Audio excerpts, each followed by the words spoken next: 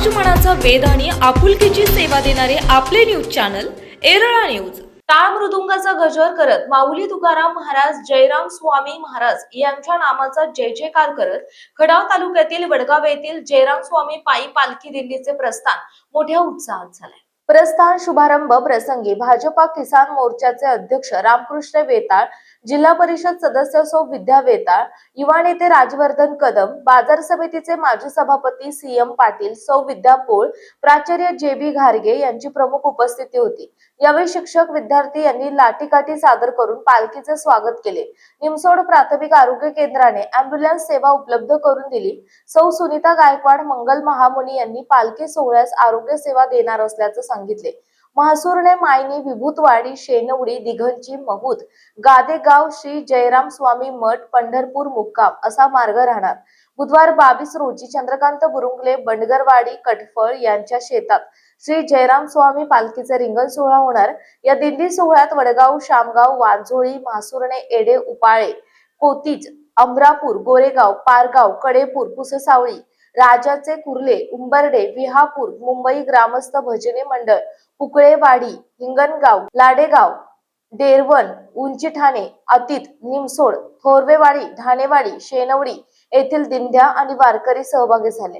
दरम्यान वडूज येथे दहिगाव येथील परमपूज्य लोहार महाराज दिंडी सोहळ्याचे ग्रामस्थांनी मोठ्या उत्साहात स्वागत केले। यावेळी दिंडीतील वारकऱ्यांना चहा आणि अल्पोपहार वाटप करण्यात आले।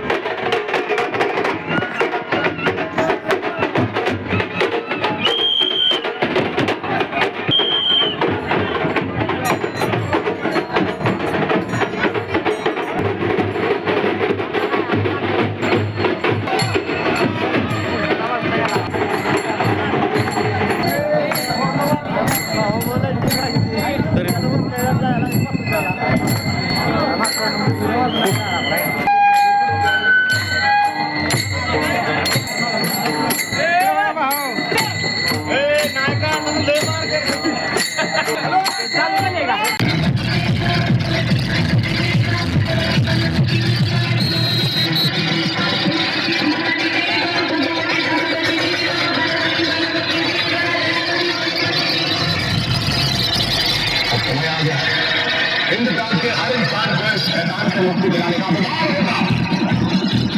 राजस्थान के भूमि के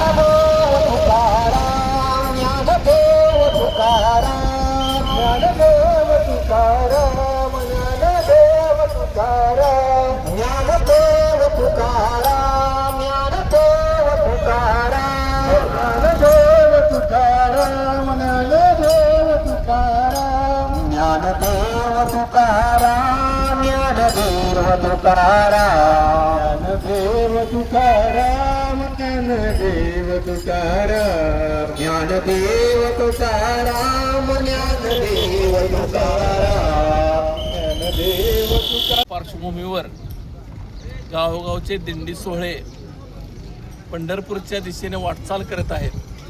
आज या ठिकाणी वडोद शहरामध्ये वाहगाव येथून रावसाहेब लोहार महाराज दिंडी सोहळ्याला आलेला आहे.